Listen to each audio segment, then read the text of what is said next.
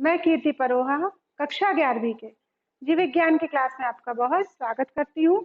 और बच्चों, हम पादपों के वर्गीकरण के अंतर्गत हमने पढ़ा शैवाल, उसके बाद पढ़ा हमने ब्रायोफाइटा, उसके बाद पढ़ा हमने टेरिडोफाइटा, और आज हम इसी के अंतर्गत एक और पढ़ने जा रहे हैं जिम्नोस्पर्म या अनावृत बीजी। क्योंकि ये थोड़ा शॉर्ट है आपकी एनसीईआरटी की बुक में, इसलिए हम इसका संक्षिप्त अध्ययन करेंगे और जब इसका डिटेल चैप्टर आएगा उसमें हम इसको बहुत डिटेल से समझेंगे। तो चलिए बच्चों शुरू करते हैं। अनावृत बीजी क्या होते हैं, क्या कॉन्सेप्ट है उसका। इसको थोड़ा सा थ्योरेटिकल मैंने रखा है ताकि आप इसको अपनी नोटबुक में नोट कर सकें, इसलिए इसको मैंने थ्योरेटिकल रूप से प्रेजेंट किया है। चलिए शुरू करते हैं। स्पर्मेटोफाइटा पहले क्या वर्ड है? स्पर्मेटोफाइटा वो वर्ड कहलाता है जिसके जीवन चक्र में किसी न किसी अवस्था में क्या उत्पन्न होना चाहिए? बीज उत्पन्न होते हैं। इसलिए इन पौधों को सीडेड प्लांट या बीजीय पौधे भी कहते हैं। ये पहला पॉइंट हो गया आपका।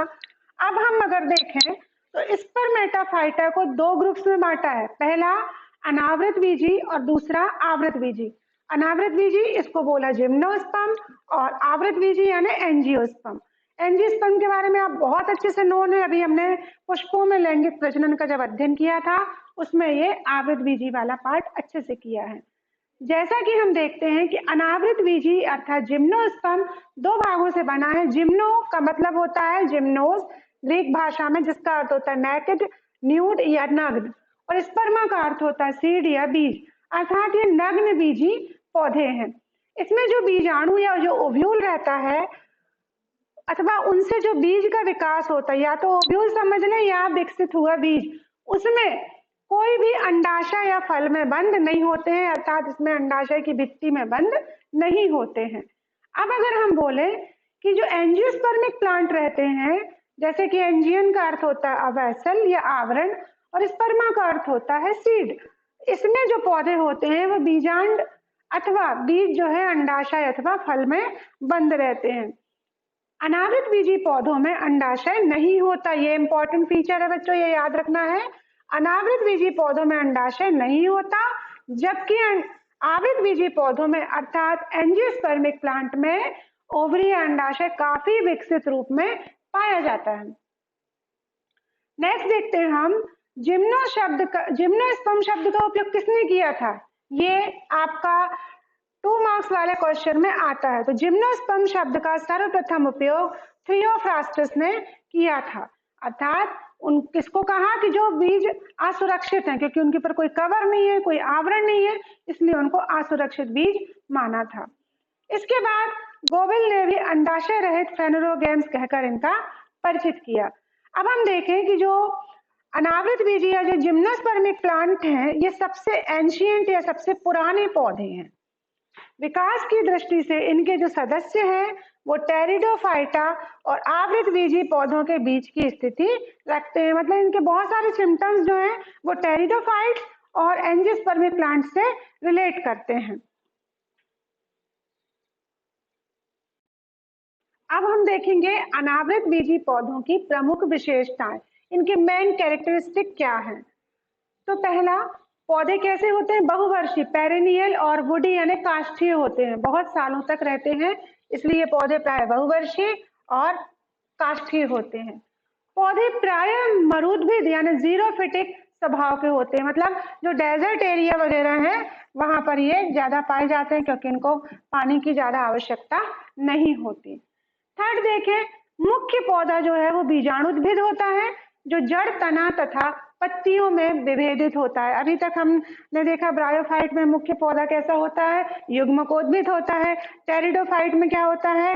बीजाणु स्पोरोफिटिक होता है। और यहाँ पर भी जो मुख्य पौधा है वो बीजाणुद्भिद होता है, और तीनों चीजों में अर्थात इसमें प्रॉपर रूट, शूट और लीफ, ये तीन सिस्टम में ये पूरा क्लियरली डिफाइन होता है। जड़ें या जो रूट होती हैं वो मूसला एवं ब्रांच, या तो टैप रूट पाई जाएगी इस प्रकार से, या फिर ब्रांच में कहा जाए तो इस प्रकार से पाई जाएगी ये रूट। तने जो होते हैं वो ऊर्ध्व यानी इरेक्ट, खड़े, ब्रांच और कभी कभी सीधे भी होते हैं साइकस जैसे प्लांट में। फिर देखें पत्तियां एक प्रकार की अथवा दो प्रकार की होती हैं। फोलियस पत्तियां ये हरी, सरल अथवा संयुक्त होती हैं। ये पत्तियों के प्रकार हैं, पहला फोलियस टाइप लीफ और दूसरा शल्क पत्ती। शल्क पत्ती जो स्केली लीफ होती है वो सूक्ष्म, सूखी तथा भूरे रंग की होती है। ऐसा क्यों होता है? ताकि ये पानी जो होता है इसमें से जो पानी का अवशोषण होता है वो कम हो सके। अब हम देखें गण नीटेल्स को छोड़ करके जाइलम वाहिनियाओं तथा जाइलम लघुतक का बना होता है, अर्थात जाइलम ऊतक में वाहिकाओं का अभाव होता है। नेक्स्ट देखते हैं बच्चों,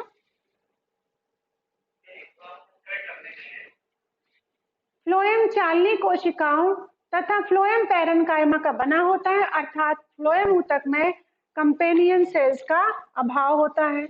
लगभग सभी पौधों में द्वितीयक वृद्धि पाई जाती है। ये इंपॉर्टेंट फीचर है। सेकेंडरी ग्रोथ जो मतलब उच्च प्राण क्वालिटी के जो पौधे हैं उच्च श्रेणी के उनमें पाई जाती है। पौधे विषम बीजाणु अर्थात हेटेरोस्पोर्स होते हैं। जैसे गुरु एवं लघु बीजाणु धानियां क्रमशः गुरु एवं लघु बीजाणु पर्णों पर पाई जाती हैं, जो क्या करती हैं? शंकु या स्ट्रोबिलस का निर्माण करती हैं। कोन स्टेज पाई जाती है, ये एक स्पेशल फीचर है। अब देखते हैं नेक्स्ट, सामान्यतः शंकु एक लिंगी अर्थात यूनिसेक्सुअल होते हैं। लघु बीजाणु पर्णों से नर शंकु एवं गुरु बीजाणु पर्णों से मादा शंकु बनते हैं। गुरु बीजाणु पर्णों पर बीजांड नग्न रूप में पाए जाते हैं जो सीधे स्ट्रेट या ऑर्थोट्रोपस होते हैं तथा नीटेल्स के सदस्यों को छोड़कर केवल एक अध्यावरण द्वारा घिरे रहते हैं। ये बेटा 1 मार्क्स के क्वेश्चन में आता है, इसको आपको बहुत अच्छे से याद रखना है। 13 नंबर का हम देखें, लघु बीजाणुओं से नर युग्मकोद्भिद का निर्माण होता है जो विभिन्न अवस्थाओं पर लघु बीजाणुओं से मुक्त होते हैं। गुरु बीजाणु से मादा युग्मकोद्भूत का होगा, जैसा कि हमने अभी बाकी इसमें पढ़ा, या एंडोस्पर्म का निर्माण होता है। भ्रूणपोष के ऊपरी सिरे पर 2 या 2 से अधिक स्त्रीधानियां उत्पन्न होती हैं। स्त्रीधानी में ग्रीवा, नलिका, कोशाएं नहीं पाई जाती। ये इंपॉर्टेंट है। पौधों में वायु परागण होता है, अर्थात जो पॉलिनेशन होता है वो किसके द्वारा होता है? एयर द्वारा।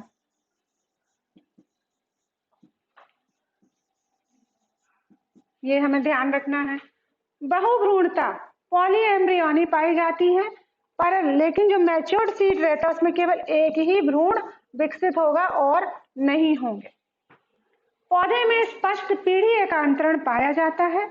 इनमें मुख्य अवस्था बीजाणुभिद होती है तथा युग्मकोद्भिद अवस्था बहुत कम विकसित होती है। तो ये हमको बहुत अच्छे से याद रखना है। देखेंगे अनावृत बीजी पौधों का आर्थिक महत्व, अर्थात इकोनॉमिकल इंपॉर्टेंस ऑफ जिम्नोस्पर्म, कि इनका आर्थिक महत्व क्या है। तो पहला देखें, अनावृत बीजी पौधे संसार के अधिकांश स्थानों पर पाए जाते हैं। वहां इनका सबसे अधिक उपयोग जो है बेटा वो है लकड़ी प्राप्त करने में, मतलब काष्ठ प्राप्त करने में। ये इंपॉर्टेंट है, इसके मैंने सिर्फ इंपॉर्टेंट आपको अंडरलाइन कर रहे हैं जिससे याद रखना। जैसे सिड्रस देवदारा से देवदार की लकड़ी प्राप्त होती है। पाइनस रॉक्स बरगाई से हमको चीड़ की लकड़ी प्राप्त होती है जो कि बहुत मजबूत होती है और आर्थिक और व्यापारिक स्तर पर उपयोग की जाती है। फिर दोबारा दूसरा देखते हैं, साइकस रिवोल्यूटर का जो प्लांट है इसके तने से हमको साबूदाना या सैगो प्राप्त होता है। ये बहुत इंपॉर्टेंट है। फिर है तीसरा, पाइनस जेरार्डियाना का जो प्लांट है इसके बीज को हम क्या बोलते हैं? चिलगोजा बोलते हैं, जो बहुत पौष्टिक होते हैं और ड्राई फ्रूट की तरह यूज होते हैं। ये 1 मार्क्स के क्वेश्चन में जरूर आएंगे, आप अच्छे से याद रखिए, और नीट एग्जाम के हिसाब से भी बहुत इंपॉर्टेंट है। 4th देखते हैं, साइकस रम्फाई के बीजों को अंडमान द्वीप समूह में बहुत सी जो मनुष्य की जातियां हैं वो इसको उबाल कर खाती हैं, मतलब एक खाने के रूप में उपयोग होता है। फिर अगर हम देखें, एबीज बालसेमिया का जो प्लांट है उससे जो रेजिन मिलता है वो कनाडा बाल्सम के रूप में माउंटिंग मीडियम की तरह यूज होता है। अगेन आप देखें तो जो तारपीन का तेल हमको जो प्राप्त होता है वो पाइनस के रेजिन से हम प्राप्त करते हैं। एफेड्रा से जो औषधि प्राप्त होती है उसको एफेड्रिन बोलते हैं और ये किसके लिए यूज होती है? खांसी व दमे के लिए यूज होती है, इसके उपचार में यूज होती है।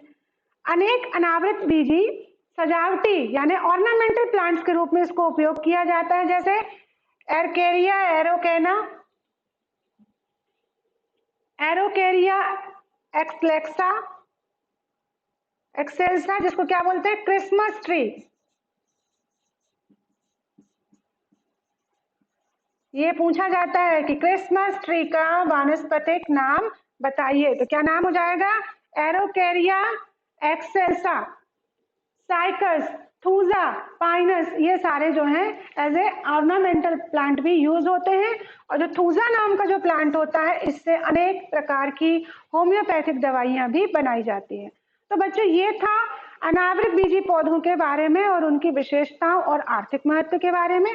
नेक्स्ट वीडियो में हम आवृत बीजी पौधों के बारे में अध्ययन करेंगे। थैंक यू बच्चों।